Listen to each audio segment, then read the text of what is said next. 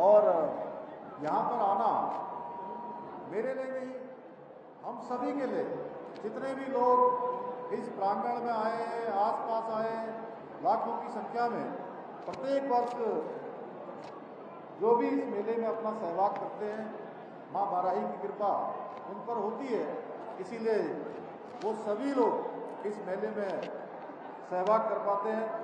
मैं आज इस अवसर पर माँ बाराही को नमन करते हुए सभी देवी देवताओं को भी नमन करता हूँ और उनसे प्रार्थना करता हूँ कि उनका आशीर्वाद संपूर्ण क्षेत्रवासियों के साथ साथ पूरे प्रदेश को भी हमारा मिलता रहे।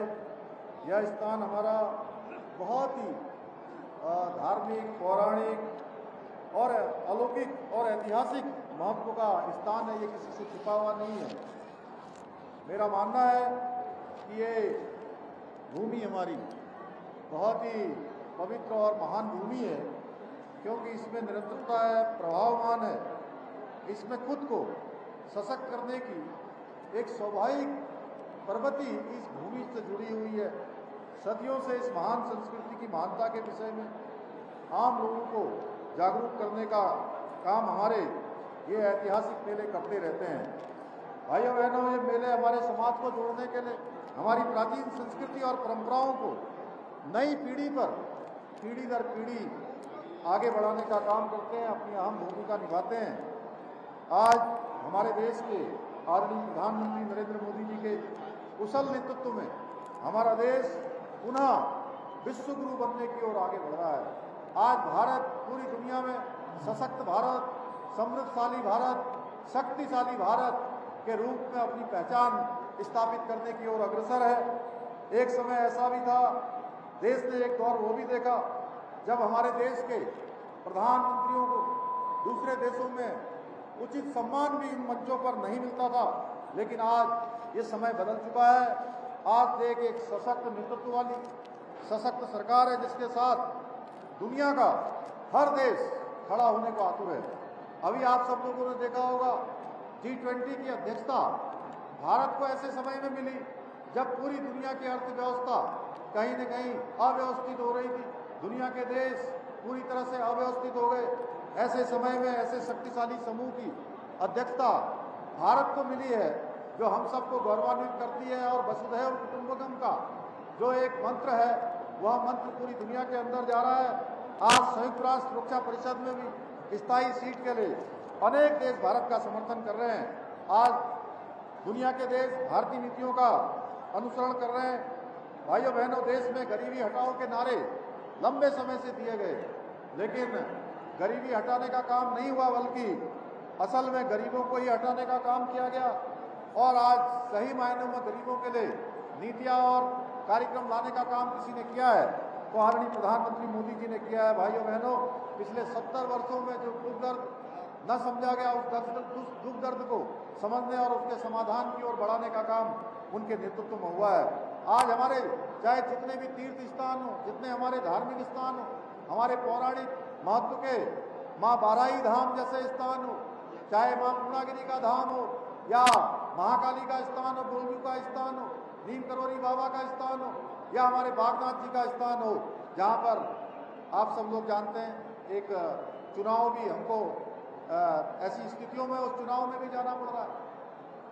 उन सभी स्थानों को हमने पुनः उनके विस्तारीकरण का, उनके सौंदर्यीकरण का हमने निश्चय किया है, संकल्प लिया है।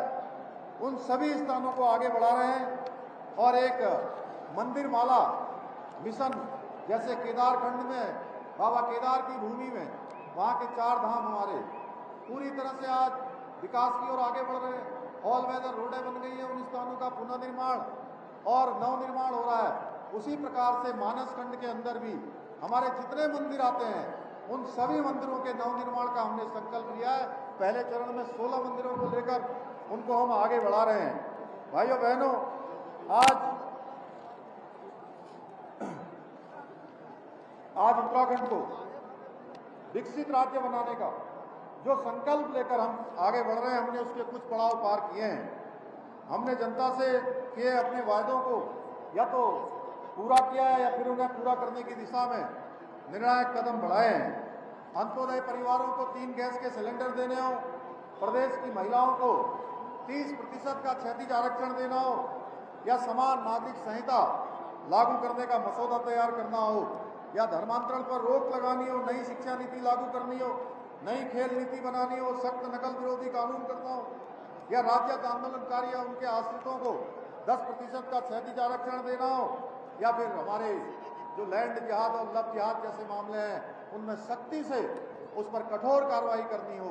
इतना ही नहीं, हमने विद्यार्थियों के लिए कक्षा 6 से लेकर 12 तक और उच्च शिक्षा प्राप्त करने वाले विद्यार्थियों के लिए हमने मुख्यमंत्री छात्रवृत्ति प्रोत्साहन योजना हम लेकर आए हैं, जिससे कि हमारे बच्चे, हमारे बेटे बेटियां जिनको अनेकों क्षेत्रों में जाकर हमारे नाम को बढ़ाना है, अनेकों इस अमृत काल में काम करने हैं, उन सभी के लिए हमने छात्रवृत्ति की व्यवस्था की है।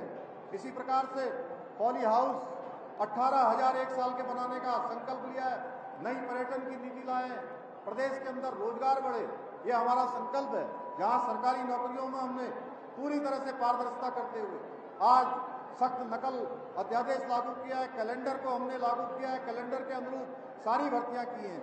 वहीं हमने पर्यटन में हम नई नीति लाए, उद्योग के क्षेत्र में आज हम नई नीतियों के साथ सिंगल विंडो सिस्टम को लागू कर रहे हैं और जल्दी दिसंबर माह में एक बड़ा इन्वेस्टर समिट उत्तराखंड के अंदर करने वाले हैं, जिसमें हमने एक बड़ा लक्ष्य उत्तराखंड के अंदर निवेश का हमने लिया है।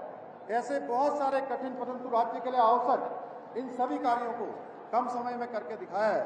हमारे लिए प्रदेश का हित सर्वोपरि है। मैं आप सभी को यह विश्वास दिलाता हूं कि हमारी सरकार किसी भी कीमत पर किसी भी वर्ग का अहित नहीं होने देगी। इसके लिए हम कटिबद्ध हैं, संकल्पबद्ध हैं।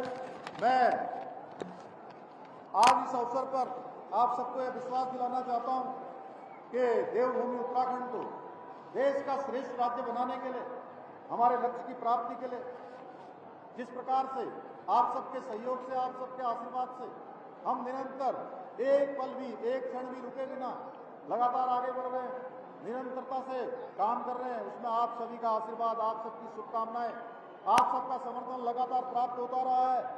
आने वाले समय में भी आप सभी का आशीर्वाद और समर्थन हमें प्राप्त होता रहेगा। मैं आज के अवसर पर कुछ इस क्षेत्र में जो हमारे निकट भविष्य में जिन कामों को होना है, जो यहाँ के लिए जरूरी है, उनके वो आपके समक्ष रखना चाहता हूँ कि प्राथमिक स्वास्थ्य केंद्र पार्टी इसका परीक्षण करवाया जाएगा और टाइप ए से लेकर टाइप बी तक उच्चीकरण की प्रक्रिया को आगे बढ़ाया जाएगा। इसी प्रकार से प्राथमिक स्वास्थ्य केंद्र देवीधुरा की सुविधाओं का उच्चीकरण कर एम्बुलेंस की तैनाती एवं आवासीय परिसर का सुधारीकरण किया जाएगा। नगर पंचायत पार्टी की स्थापना भी की जाएगी, जो अभी शासन में पत्रावली विचाराधीन है, उस पर जल्दी ही निर्णय किया जाएगा। कालसन ठांटा मोटर मार्ग से बनौली सुदरका ठांटा मार्ग का सुधारीकरण किया जाएगा। देवविधुरा मेला बगवाल हेतु यथोचित जो धनराशि है, उस धनराशि का प्रावधान किया जाएगा, वो धनराशि भी यहाँ पर दिया जाएगी। चौड़ा ख्याली सीम मोटर मार्ग बनाया जाएगा। पनिया रीठाखाल मोटर मार्ग का निर्माण किया जाएगा। भिंगराड़ा मंदिर स्थल का सौंदर्यीकरण किया जाएगा। महरौली से करौली मरौली में रतिया नदी में पुल का निर्माण यह भी किया जाएगा। तुंगीधार सकेंद्रा टाक बलवाड़ी अनुसूचित जाति बस्ती में 3 किलोमीटर सड़क का निर्माण किया जाएगा। जोसुड़ा से नीलोटी से कुआड़ी गांव मोटर मार्ग भी प्रस्तावित किया जाएगा। इसके अतिरिक्त बहुत सारे जो काम यहाँ पर हम लोगों ने पिछले समय से यहाँ पर किए हैं, उन कामों को आगे बढ़ाया है। मैं उसका विस्तार से अभी उल्लेख नहीं करना चाहता हूँ क्योंकि काफ़ी लंबा है। मैं आप सब लोगों को विश्वास दिलाना चाहता हूँ कि हमारी सरकार, आप सबकी सरकार एक एक पल, एक एक क्षण उत्तराखंड को समर्पित सरकार है और उत्तराखंड के हित में जो भी निर्णय हमको लेने होंगे वो निर्णय लेंगे। आज मुझे बहुत सारे प्रस्ताव यहाँ पर प्राप्त हुए हैं, उन सभी प्रस्तावों को मैं अपने साथ लेकर जा रहा हूँ और जल्दी उनको अपने आगे के प्रस्तावों में सम्मिलित किया जाएगा। उन सभी कार्यों को धरातल पर उतारने की प्रक्रिया को आगे बढ़ाया जाएगा। पुनः एक बार मैं आप सभी को आज के इस अवसर पर बहुत अपनी तरफ से शुभकामनाएं देते हुए, आप सबका धन्यवाद करते हुए, आए हुए सभी अतिथियों का दिल से आभार प्रकट करते हुए कि यही आपसे अपेक्षा करते हुए कि प्रत्येक वर्ष माँ बाराई की कृपा हो और हम सब लोग इसी प्रकार से, इसी उत्साह से, इसी उमंग से और इसी ऊर्जा से हर बार इस मेले में प्रतिभाग करें। मैं माँ बारही से प्रार्थना करता हूं कि हम सब पर कृपा करें, हमारे पूरे चंपावत क्षेत्र में, हमारे आसपास के क्षेत्र में, पूरे उत्तराखंड पर अपनी कृपा बनाएं और हम आने वाले समय में हिंदुस्तान के श्रेष्ठ राज्य, हिंदुस्तान के अग्रणी राज्यों में उत्तराखंड का नाम हो। इतना ही आप सबसे निवेदन करते हुए मैं अपनी वाणी को विराम देता हूं। बहुत बहुत धन्यवाद। जय हिंद, जय भारत, जय उत्तराखंड।